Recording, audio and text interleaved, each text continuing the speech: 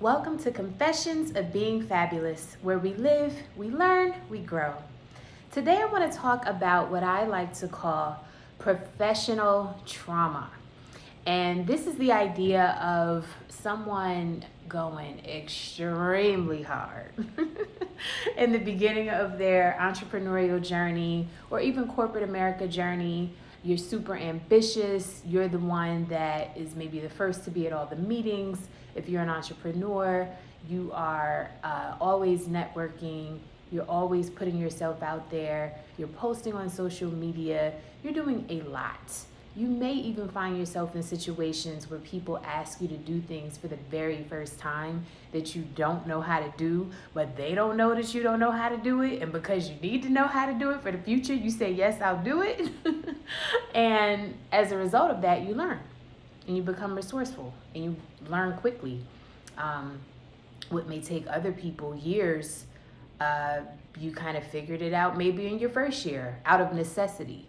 I want to talk to you people because we have something in common. And so when I first became an attorney back in July of 2007, I was sworn in Brooklyn, New York. And I will never forget that moment because I had unfortunately taken the bar 3 times. I passed on the 3rd time. And that whole process of, waiting to pass the bar, waiting to be sworn in, not being able to get a job as a result of not officially being an attorney, coupled with the perfect storm of the economy crashing in 2008, when I started my life, as I like to say, I was really just kind of out here on my own. And that time was so many things. I was, on the one hand, ambitious even with, everything that was going on. But on the other hand, it wasn't my intent to be an entrepreneur straight out the gate. My intent was, if I can get a job, my dream job at the time would have been something like, in the legal department of MTV or the legal department of BET or something like that. And I thought I came close once with the MTV situation, but didn't work out. And so I basically was in a position where early in my career, I had to put out a shingle. And put out a shingle meaning, I'm on my own as an attorney. And so at that time, I pretty much did what I had to do because I had to do it. I had scenarios in place where you could do what's called document review work. If you're an attorney in New York, you know all about that life. Even if you've never done it or if you haven't done it extensively, you're probably familiar with it. And document review work a lot of times is placed on like a first-year associate at a law firm.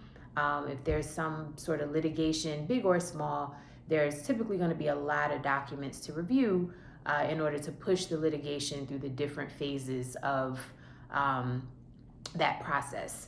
And so kind of the, very bottom level, here, take this type of work is document review work. And so many law firms, even though they have attorneys on hand to do this kind of work, they still need outside hands to touch those documents because there's just so many of them. In any given litigation, you could be talking maybe thousands of documents, and it's not uncommon to be talking maybe some millions of documents. So when you do the math, that's a lot of eyeballs. And even if you're one of the biggest law firms in the world, you still have a need for outside attorneys. So because of that, that was always kind of like my fallback. I had, in my mind, like I have to continue to push my practice because I never wanted to be stuck. Because document review work is not really, like, it's not a career. That's, you need some extra money, so you go, I'm gonna get a project real quick. That's what we used to say. I've made some amazing friends down through the years, by the way, because of doing that work. But, that's what we used to say, like, oh, I'm gonna just get a project real quick. So it was always a way to just make sure money is in your pocket. Like, it's not the most amazing money, especially as an attorney. Now you talk to other industries, maybe for them it would be amazing, but as an attorney, it's no money. But you do it because you have to do it. So all of that to say, my start was me basically jumping into private practice out of necessity, coupled with me doing these document review projects from time to time to keep some money coming in, coupled with me, just doing whatever I thought that it would take for me to make it. And so at the time, that may have meant I used to do every last Thursday of the month, Legal Night at National Action Network. If you speak to General Counsel Michael Hardy, he will actually confirm that I was one of the founding people of that whole situation. I forget the year. I think it was actually my idea, if I'm not mistaken. I'm being humble right now because I don't want to misstate the facts, but I legit think that Legal Night was my idea, and I pitched it to him and he liked it. And so I became one of the attorneys to actually be involved in that every last Thursday of the month. And I did that, I think, for about maybe 5 years or so. And I became a mom, and things shifted a little bit. I actually left New York for a little while, and so I didn't do it. But all of that to say, I put myself out there as best as I knew how. At any given time, I may have had a newsletter. I've had a blog. My website, I should say, was a blog. I operated it as a blog instead of a traditional website. YouTube videos, so on and so forth. And so when I look back, I definitely can say that I didn't do everything right, but I know that I did what I knew to do. And if I'm being honest, some of what, I knew to do, I didn't do it great, like it could have been done better, but I put myself out there. And so what I want to talk about today is what happens when you put your best foot forward and you fail, or your perception is that you failed. Because the reality is that we take all of who we are with us, with every new door that opens, with every new opportunity. We take it all with us.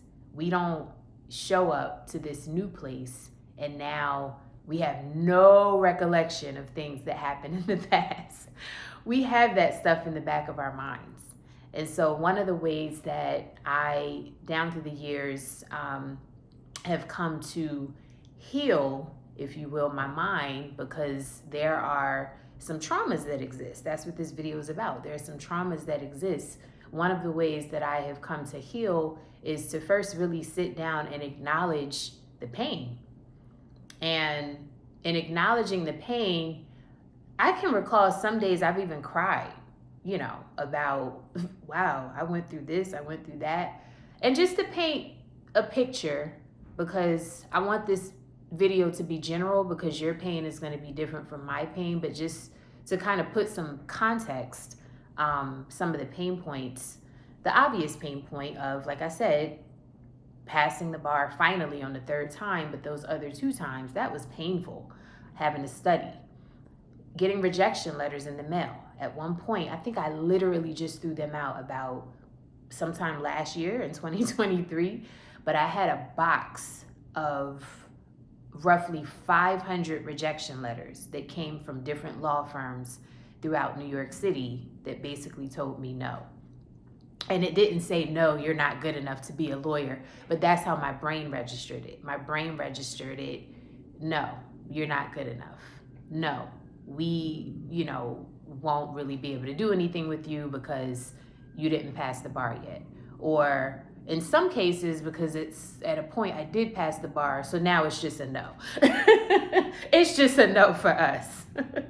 I didn't have the best grades in law school. I actually graduated law school early, which I find hilarious because I graduated early, and because it took me 3 times to pass, I still ended up kind of not really, officially practicing early because I was waiting, so to speak, to pass the bar. But anyway, the rejection letters, receiving opportunities to do certain things, but realizing you don't know how to do it. So now I have scenarios where somebody, had faith in me to do something, and I was always really, really good about figuring out how to do something, but maybe it took me a long time to do it. So now I'm, battling with the fact that this client is displeased because it's taking me long. But they don't know it's taking me so long because I'm trying to figure out, how do I do this? All of these things.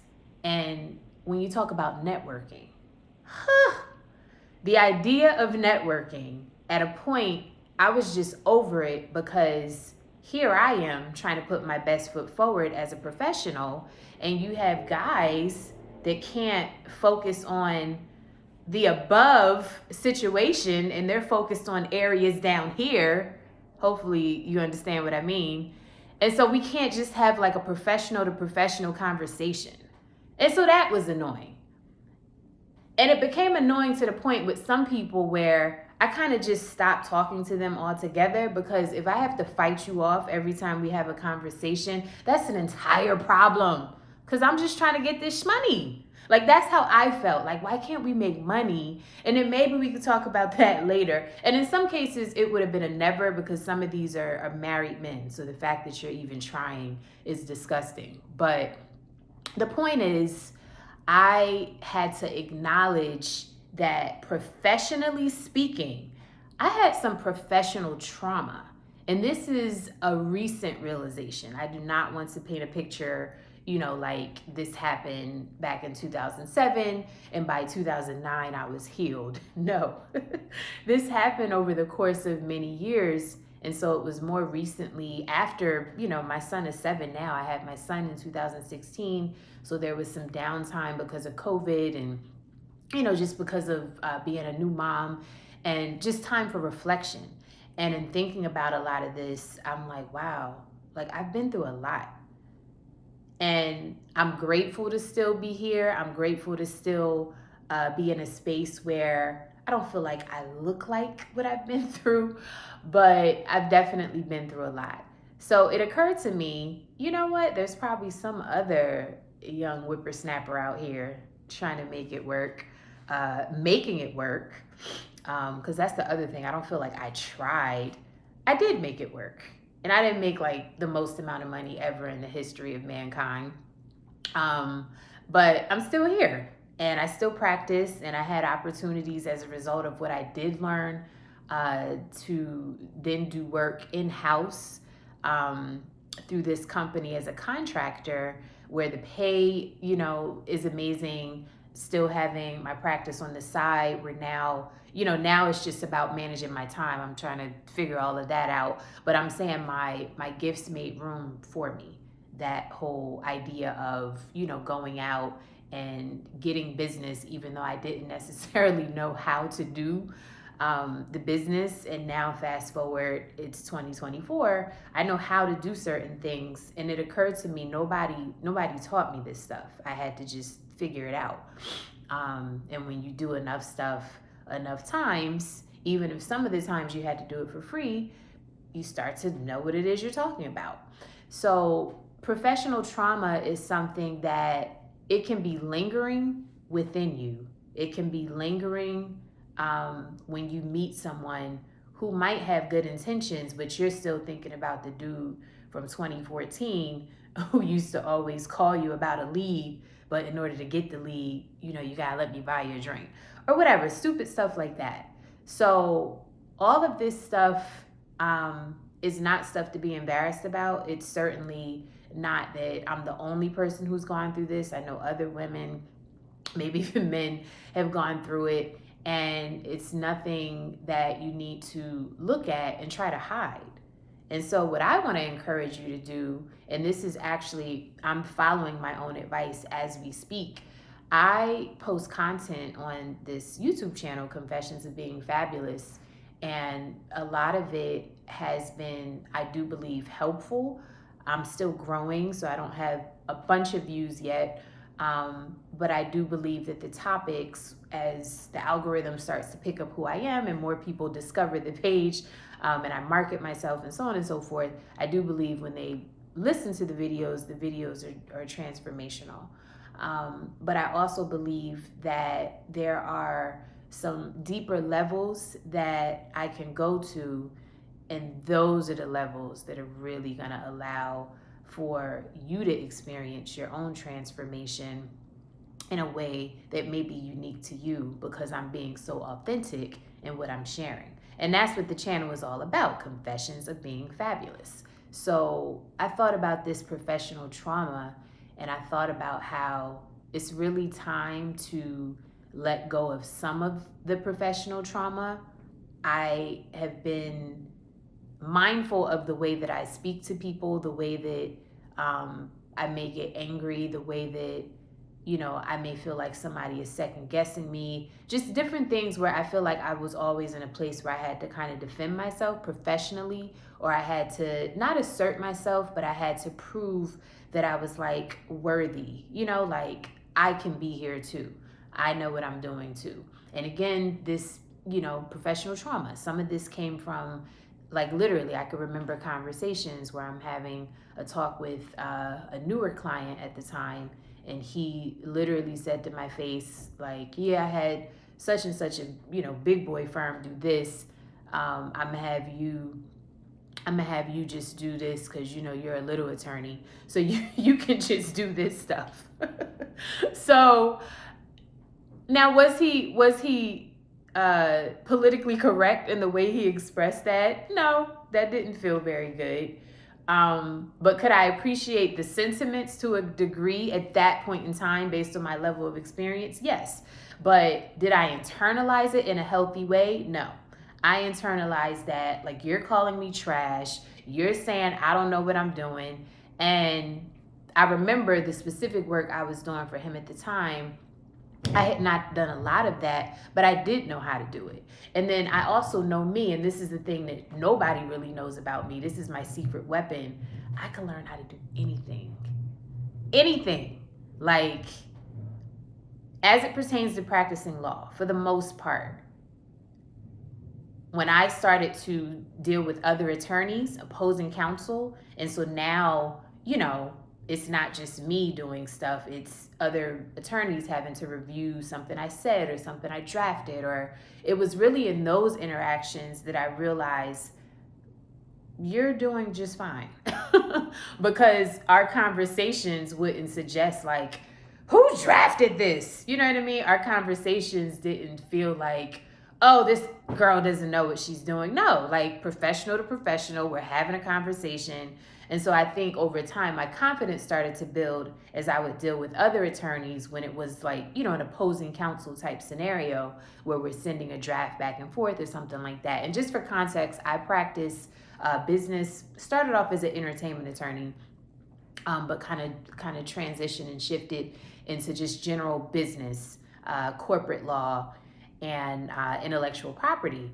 And so a lot of my work is reviewing contracts. I don't litigate, so I'm not going to be the person you call if you need to go to court. But if you have a deal that's about to happen, you're going to call me. If you need to protect your trademark, you're going to call me. If you need to protect your copyrights, you're going to call me. If you need to, set up an entity, a LLC, a corporation, you need your operating agreement, you're going to call me for all of those things. And so I, down to the years, learned how to practice law. But in the beginning, also, I was young, like coming out of law school, I was mid-20s. I feel like I got sworn in when I was like 26 or something like that. But I basically put my shingle out early. So again, remember, this is me, jumping out on the scene saying, hey, I'm an attorney, I can do that. And when I was in my 20s, I like to believe now I still look like I could be 20. But when I was in my 20s, I looked like a teenager. When I was in my 30s, people thought I was in my 20s. So anyway, I just know that professional trauma is a real thing. And so I had to reach a space where I looked at as many traumas as I could remember, and I could then flip it into something that would be purposeful. And so part of what these videos for Confessions of Being Fabulous is all about is me doing just that. So if I had a pain point that has to do with dealing with men who don't know how to focus on the business at hand, and they're instead thinking with the lower half of their body, I would, I can, as I'm doing now, come and make a video about that and talk about how to navigate those situations or whatever. So that's what I want you to do. I want you to literally make a list, and you can make the list as long or as short as you feel like you can bear, because sometimes it's kind of painful when you're talking about trauma and pain points and things that have happened down through the years. But I also think it can be therapeutic. So when you make that list of pains that you've experienced, you can then make a list of all of the things that you can do to kind of flip it. So for example, you can't change the past, but is there a new way you can look at that circumstance? If it's not a new way you could look at it, and it's, it happened how it happened, so it's too hard to shift, what happened, is there a way that you can now make peace with what happened? Is there a way that you can maybe turn what happened into a work of art, by sharing the thing that you might be embarrassed to share, sharing it with someone so that now they can feel like, oh, somebody knows what I went through, and so now you can help somebody else. Maybe it's a speaking gig. I don't know. Maybe it's a book, whatever, but basically finding ways to stop being embarrassed about your professional traumas. And maybe some of you will turn it into a commercial endeavor where you're helping other people commercially and you're making money. And it may be, for some people, this is just for you. But I do find it extremely helpful. In more recent years, I have been, slowly but surely kind of shedding certain things that have been like sticking to me, but not in a good way. Like sticking to me because I, at some point, just identified with that story as being the crux, the end all be all of who I am. And it's not even true. And so if it's not true, but I believe that it's true, then that means when I show up for this opportunity over here, which is actually good for me, I'm bringing, baggage from 2007. I'm bringing baggage from 2014. I'm bringing baggage from a conversation with, a man who probably any day now is going to be a part of, unfortunately, the group of men that use their power for evil.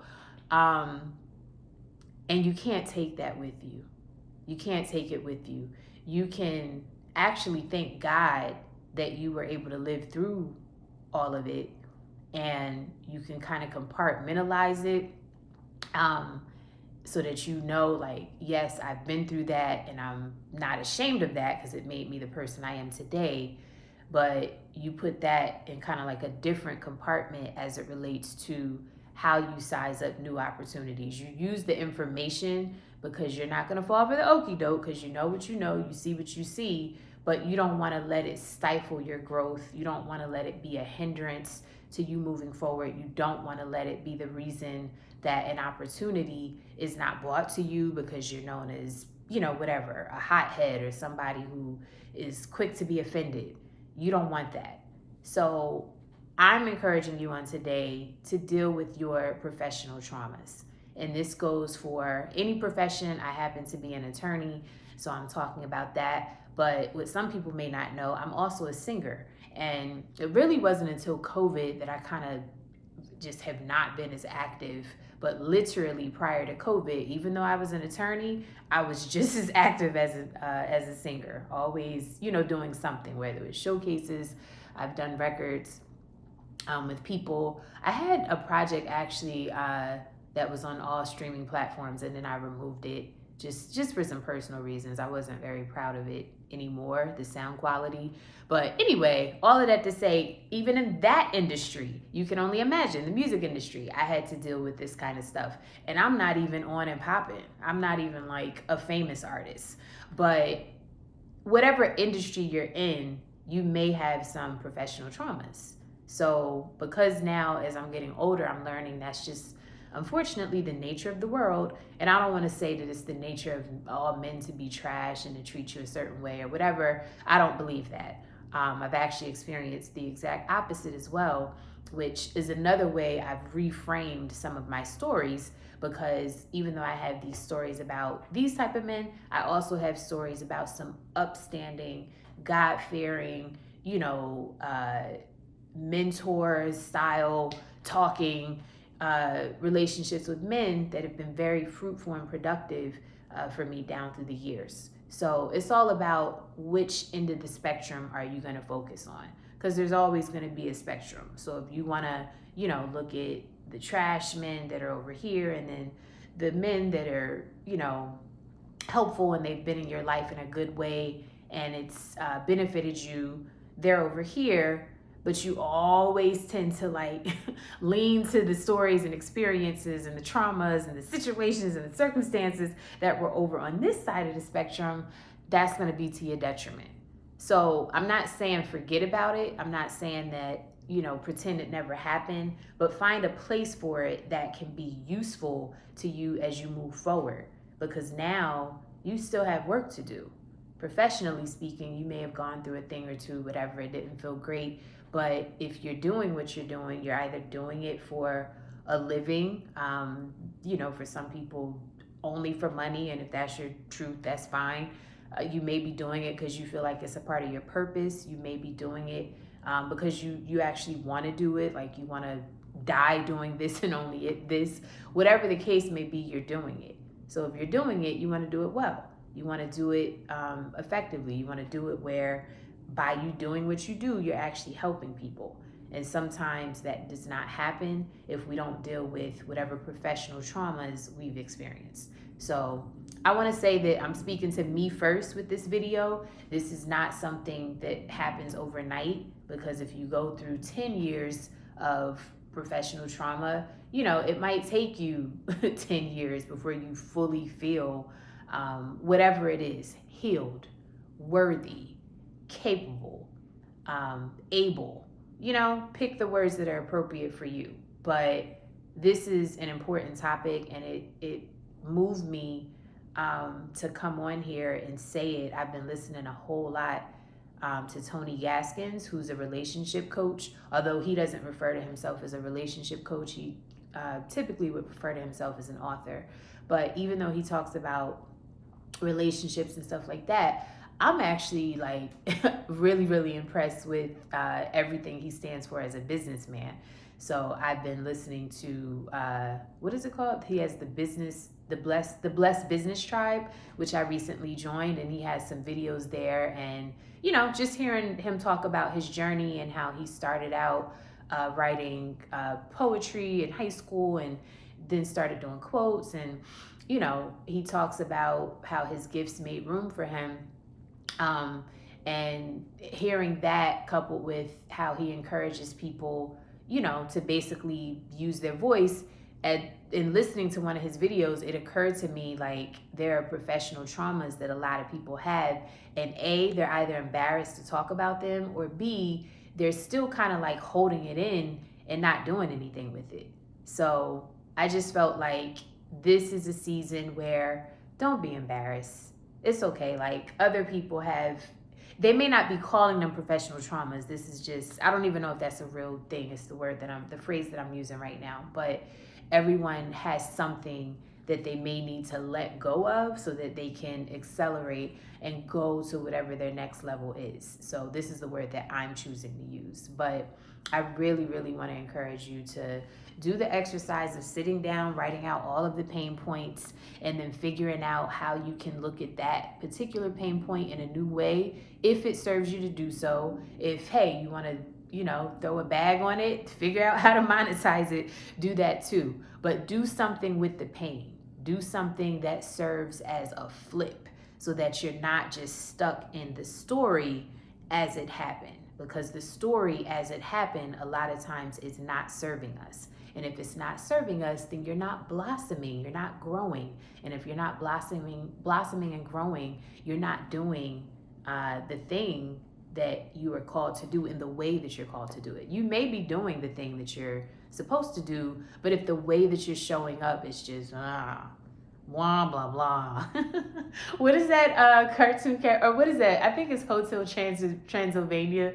You can tell I'm a mom. But anyway, the references to cartoons and stuff like that. But I think there's this character, he's like, blah, blah, blah. And so if you're showing up and that's the way, you know what I mean, that you're serving your market. And I've been guilty of this. So again, this is a me first video. This video is for me. I'm watching this video after I post this video.